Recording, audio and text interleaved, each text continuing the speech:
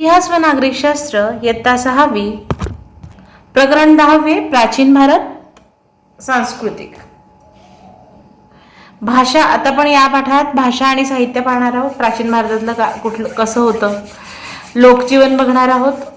विज्ञाने कशी प्रगती केली होती, त्या काळाचं विज्ञान काय होतं, शिक्षणाची केंद्रे आणि स्थापत्य आणि कला याचा सगळ्यांचा अभ्यास आपण प्राचीन भारत सांस्कृतिक याच्यात करणार आहोत. सगळ्यात आधी भाषा आणि साहित्य. प्राचीन भारतात साहित्य निर्मितीची अखंड परंपरा होती. प्राचीन भारतात काय होती, साहित्य निर्मितीची अखंड परंपरा होती. संस्कृत, अर्धमागधी, पाली आणि तामिळ अशा भाषांमधून साहित्य निर्मिती झाली आणि संस्कृत, अर्धमागधी, पाली या ज्या भाषा आहे यांच्यामधून साहित्य निर्मिती झाली. त्यामध्ये धार्मिक साहित्य, व्याकरण ग्रंथ, महाकाव्य, नाटकं, कथा साहित्य अशा अनेक प्रकारच्या लेखनांचा समावेश आहे. तर मेन जे मदर ऑफ ऑल लँग्वेजेस ज्याला म्हणतो, सगळ्या भाषांची जी आई आहे ती संस्कृत भाषा आहे. मग अर्धमागधी असेल, पाली, तामिळ या सगळ्या भाषांमधून साहित्य निर्मिती झाली. मग लोक साहित्य, व्याकरण ग्रंथ, महाकाव्य असतील किंवा नाटकं असतील लिहायला लागले. संगम साहित्य. आता संगम साहित्य म्हणजे काय, तर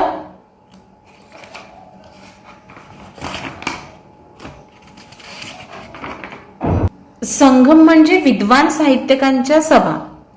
या सभांमध्ये निर्माण झालेल्या साहित्याला आपण संगम साहित्य असं म्हणू. आणि तामिळ भाषेत निर्माण झालेल्या या संगम साहित्यात सिलप्पधिकरम, काय म्हणतात, सिलप्पधिकरम, मणिमेखलाई ही 2 महाकाव्ये प्रसिद्ध आहेत. आता या पॅराग्राफात आहे संगम म्हणजे विद्वान साहित्यिकांच्या सभा. या सभांमध्ये संकलित झालेलं साहित्य संगम साहित्य म्हणून ओळखले आहे. हे तामिळ भाषेतील सर्वात प्राचीन साहित्य आहे. या सगळ्यात प्राचीन साहित्य कोणते, संगम साहित्य आहे. आणि या साहित्यातील सिलप्पधिकरम आणि मणिमेखलाई हे महाकाव्य प्रसिद्ध आहे. कुठले सिलप्पधिकरम आणि मणिमेखलाई हे साहित्य प्रसिद्ध आहेत. संगम साहित्यातून दक्षिण भारतातील प्राचीन काळाच्या राजकीय आणि सामाजिक जीवनाची माहिती मिळते. आता धार्मिक साहित्य. आता आपण संगम साहित्य पाहिलं. काय धार्मिक साहित्य म्हणजे काय, तर यामध्ये आगम ग्रंथ, त्रिपिटक आणि भगवद्गीता हे ग्रंथ महत्वाचे आहे. यामध्ये आगम ग्रंथ, त्रिपिटक आणि भगवद्गीता हे ग्रंथ अत्यंत महत्वाचे आहे. आता आगम ग्रंथ अर्धमागधी, शौरसेनी आणि महाराष्ट्री या प्राकृत भाषांमध्ये जैन आगम ग्रंथ लिहिले गेले आहे. आणि या ग्रंथातून वर्धमान महावीरांचे उपदेश एकत्रित केलेले आहे. ठीक आहे. जैन आगम ग्रंथ अर्धमागधी, शौरसेनी आणि महाराष्ट्री अशा प्राकृत भाषांमध्ये लिहिले आहेत आणि वर्धमान महावीराच्या उपदेश आगम ग्रंथामध्ये संकलित करण्यात आलेला आहे.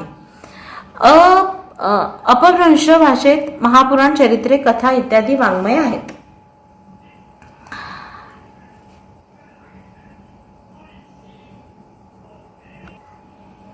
वर्धमान महावीरांचा उपदेश आगम ग्रंथांमध्ये संकलित करण्यात आला आहे.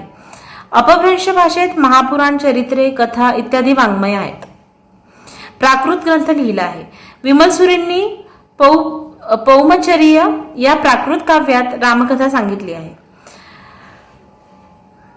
हरिभद्रसुरींचा समाराईचकहा या उद्योतन सुरींचा कुवलय मालाकहा हे ग्रंथही विशेष प्रसिद्ध आहे. हरिभद्रसुरीचा कुठला, समराईचकहा व उद्योतन सुरींचा कुवल मालाकह हे ग्रंथ प्रसिद्ध आहे. आता माहित आहे का तुम्हाला, उत्तर भारतातून ते महाराष्ट्रापर्यंतच्या प्रदेशात प्रचलित असणाऱ्या बहुतेक भाषा या प्राकृत आणि संस्कृत या भाषांमधून विकसित झाल्या असे मानले जाते. प्राकृत हा शब्द प्रकृत या शब्दापासून तयार होतो. प्राकृत हा शब्द कुठल्या शब्दापासून तयार होतो, प्रकृत या शब्दापासून तयार होतो.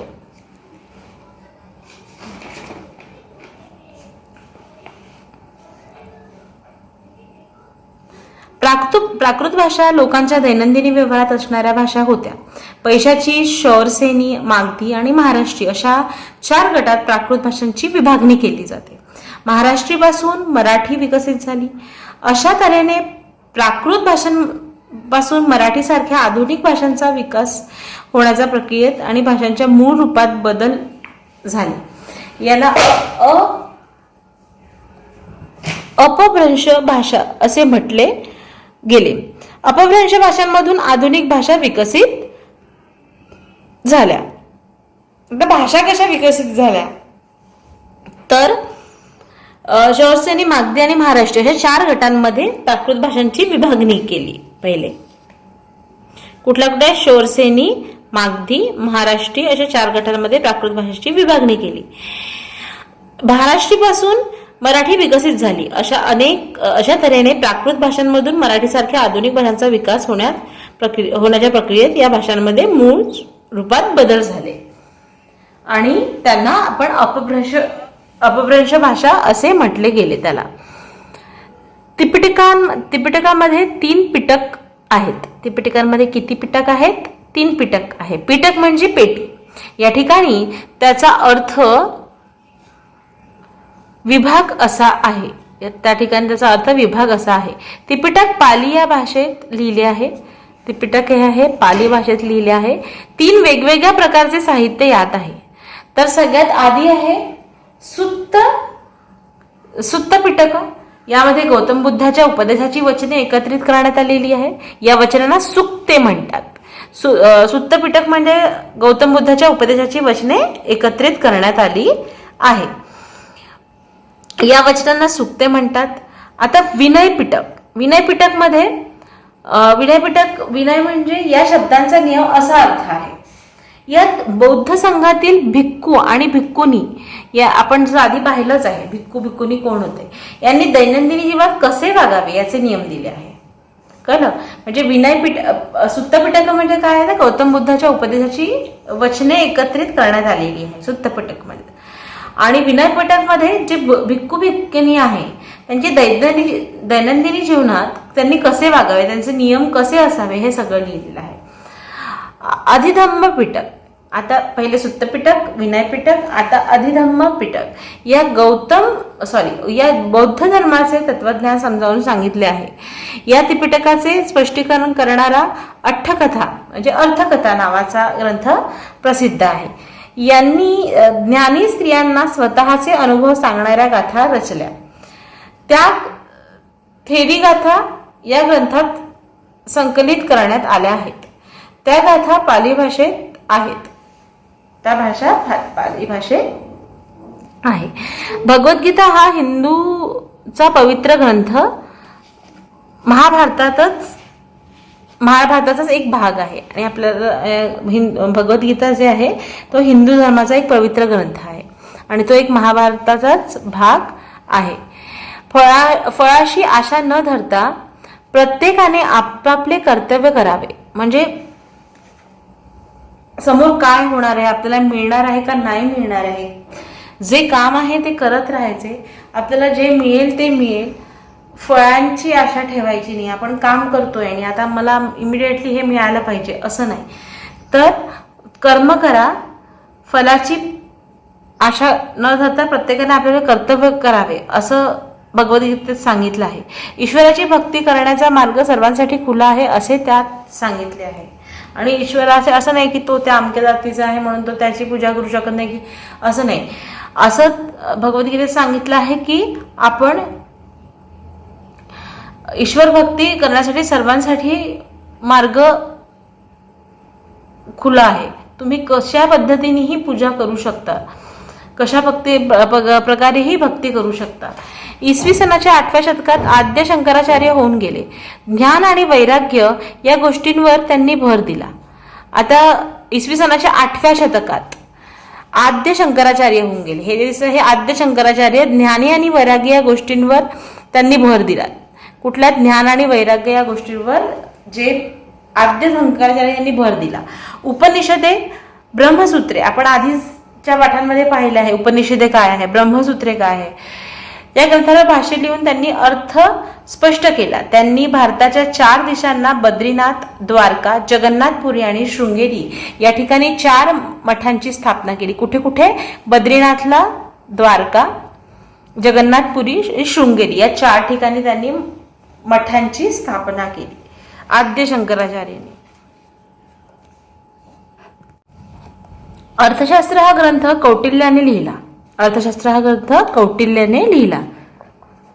महत्वाचं, उत्तम शासन व्यवस्था कशी असावी याची सविस्तर चर्चा त्याने त्या ग्रंथात केली आहे. म्हणजे उत्तम शासन व्यवस्था कशी असली पाहिजे याची सविस्तर चर्चा त्याने कौटिल्याने अर्थशास्त्र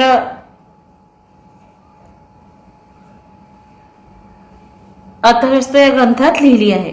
आता व्याकरण ग्रंथ. व्याकरण ग्रंथ पाणिनी या व्याकरणकाराने लिहिलेला अष्टाध्यायी हे महत्वाचं आहे. व्याकरणकार हे पाणिनी यांनी अष्टाध्यायी या संस्कृत व्याकरणाचा प्रमाण ग्रंथ मानला जातो. तर पतंजलीने महाभाष्य ग्रंथ लिहिला आहे. ठीक आहे. या ग्रंथात पाणिनींच्या अष्टाध्यायी या ग्रंथातील सूत्रांचे स्पष्टीकरण आहे. तर पतंजली महाभाष्य ग्रंथ लिहिला आणि या ग्रंथात पाणिनींच्या अष्टाध्यायी म्हणजे जे व्याकरणावर हे लिहिलेलं आहे अष्टाध्यायी या ग्रंथाचे सूत्राचे स्पष्टीकरण केलेले आहे. माहित आहे का तुम्हाला? अर्थशास्त्र हा ग्रंथ कौटिल्य यांनी लिहिला. या ग्रंथात राजाचे कर्तव्य, मंत्री निवडण्याचे निकष, संरक्षणाची व्यवस्था, दुर्गांचे प्रकार, सैन्याची रचना, गुप्तहेरांची योजना, खजिन्याची, दप्तरखान्याची व्यवस्था, न्यायदान पद्धती, चोरीचा तपास, शिक्षेचे प्रकार इत्यादी प्रशासन विषयक बाबींची सूक्ष्मपणे चर्चा केली आहे अर्थशास्त्रामध्ये. म्हणजे कौटिल्यांनी जे अर्थशास्त्र लिहिलं त्याच्यामध्ये राजांचे कर्तव्य काय असले पाहिजे, कसे असले पाहिजे, मंत्री निवडण्याचे निकष किंवा संरक्षणाची व्यवस्था असू दे किंवा सैन्याची रचना, गुप्तहेरांची योजना, खजिन्यांची, नंतर त्याचप्रकारे दप्तरखान्याची व्यवस्था, न्यायदान पद्धती, चोरीचा तपास, शिक्षेचे प्रकार असं म्हणजे प्रशासनाविषयक बाबींची सूक्ष्मपणे चर्चा कौटिल्यांनी या अर्थशास्त्र ग्रंथात केली आहे. आर्ष आणि अभिजात महाकाव्य. रामायण आणि महाभारत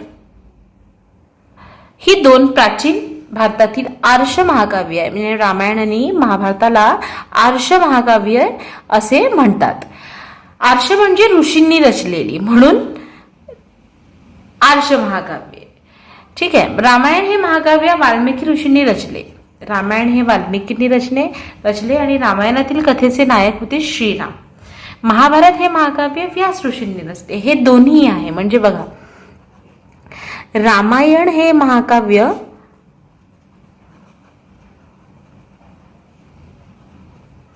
कोणी रचले? वाल्मिकींनी.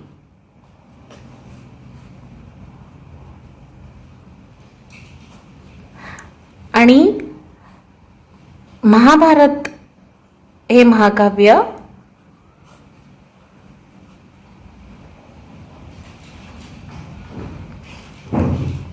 व्यास मुनींनी रचली. ठीक आहे. ही गोष्ट म्हणजे हेच अत्यंत महत्वाचं हे लक्षात ठेवा. म्हणजे याला आर्ष महाकाव्य म्हणतात. आणि हे केव्हा रचले? हे प्राचीन काळातली आहे. तर रामायण हे आहे, रामायण आणि महाभारत आर्ष महाकाव्य आहे. आणि रामायणचे आहे ते वाल्मिकी ऋषींनी रचले आणि महाभारतचे आहे ते व्यास मुनींनी रचले. कौरव आणि पांडव यांच्यातील युद्ध हा महाभारताचा विषय आहे. कौरव आणि पांडवाचं जे युद्ध आहे हा महाभारताचा विषय आहे. म्हणजे जे युद्धावर म्हणजे कौरव आणि पांडव हे भावंड होते, चुलत भावंड होते आणि यांच्यामध्ये जे युद्ध झालं याच्यावर आहे.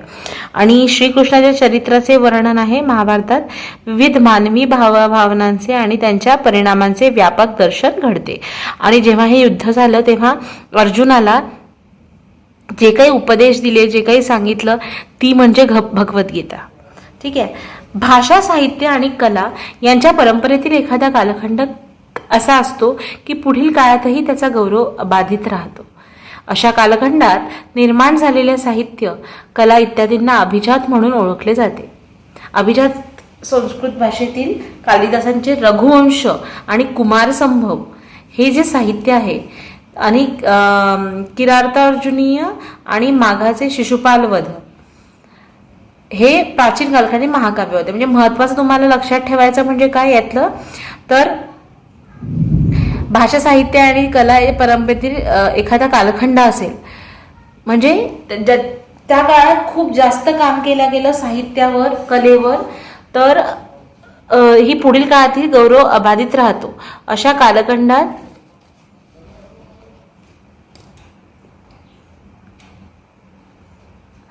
निर्माण झालेले साहित्य, कला इत्यादींना अभिजात म्हणून ओळखले जाते. तर अभिजात संस्कृत भाषेतील कालिदासांची रघुवंश, कुमारसंभव तसेच किरातार्जुनीय आणि माघाचे शिशुपालवध हे तेव्हाचे महाकाव्य विख्यात होते. तर नाटक,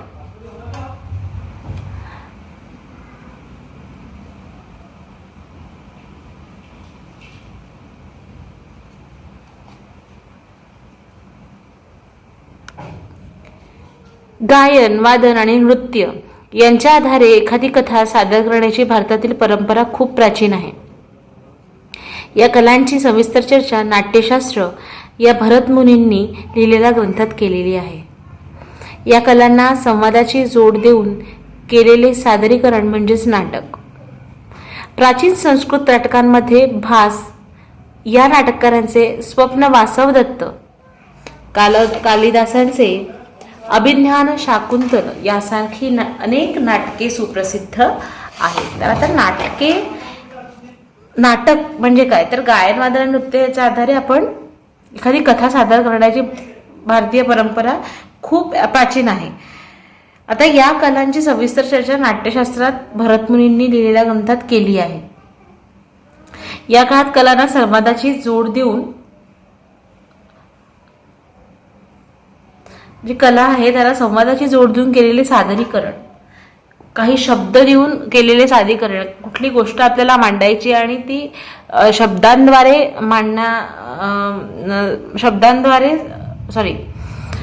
कला संवादाची जोड देऊन केलेले सादरीकरण म्हणजेच नाटक.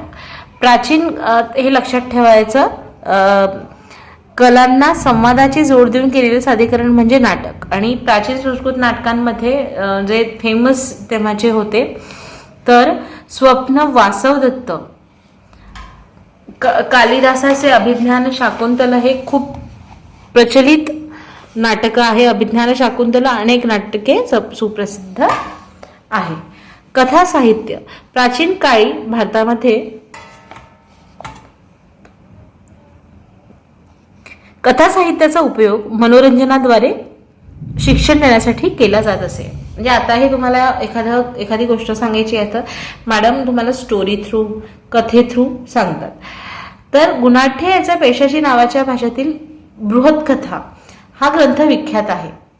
गुणाढ्य यांचा पैशाची नावाच्या भाषेतील बृहत्कथा हा ग्रंथ विख्यात आहे. विष्णू शर्मा नावाच्या पंडिताने रचलेला पंचतंत्र हा ग्रंथ सुद्धा कथा साहित्याचा उत्कृष्ट नमुना आहे. या ग्रंथाचे अनेक भाषांमध्ये भाषांतर झाले आहे. बौद्ध जातक कथा ही विख्यात आहे आणि बौद्ध धर्माच्या जातक कथा ही विख्यात आहे. तर करून पहा. पंचतंत्रातील एखादी कथा मिळून त्यांचे नाट्यीकरण करा. म्हणजे तुम्ही एखादी कथा निवडा आणि त्याचं नाटक बसून त्याचं नाट्यीकरण करा. आता तेव्हाच्याचं लोकजीवन, प्राचीन भारतातील साहित्यातून तत्कालीन लोकजीवनाची माहिती मिळते. प्राचीन भारतात देशांतर्गत आणि दूरवरच्या देशांशी असलेल्या व्यापारामुळे समृद्धी नांदत होती.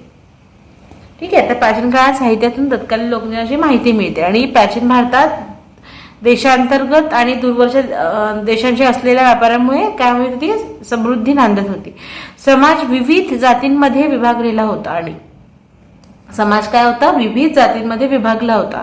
वेगवेगळ्या कारागिरींच्या आणि व्यापाऱ्यांच्या संघटना होत्या, त्यांना श्रेणी असे म्हणत. आणि ज्या वेगवेगळ्या कारागिरांच्या ज्या संघटना होत्या त्यांना श्रेणी असे म्हणत असत. सागरी आणि खुष्कीच्या मार्गांनी व्यापार चालत असे. ठीक आहे, सागरी आणि खुष्कीचे जे मार्ग होते त्याने व्यापार चालत असत. तलम, कापड, हस्तिदंत, मौल्यवान रत्ने, मसाल्याचे पदार्थ, उत्कृष्ट बनावटींची मातीची भांडी इत्यादी भारतीय वस्तूंना परदेशात खूप मागणी होत असे. आणि तांदूळ, गहू, सातू,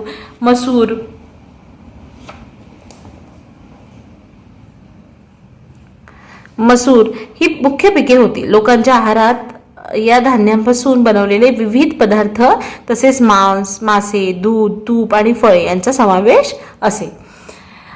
तेव्हा मग जे हे होतं, मातीची भांडी असू दे किंवा हस्तिदंत, मौल्यवान रत्ने, तलम, कापड याचा म्हणजे मोठ्या प्रमाणात व्यापार होत असे.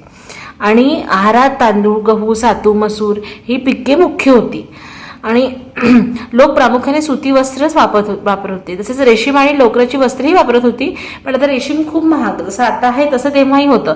वस्त्रे साधारणपणे आजचेच धोतर, उपरणे, मुंडासे, साडी या प्रकारचीच होती. कुशाणांच्या काळात कपडे शिवण्याच्या पद्धतीचा परिचय भारतीयांना आला. आणि कुशाणांच्या काळात काय आला, कपडे ही शिवण्याची जी पद्धत होती कुशाणांच्या काळामध्ये कळलं की म्हणजे शिवून कपडे घालणे वगैरे ना. विज्ञान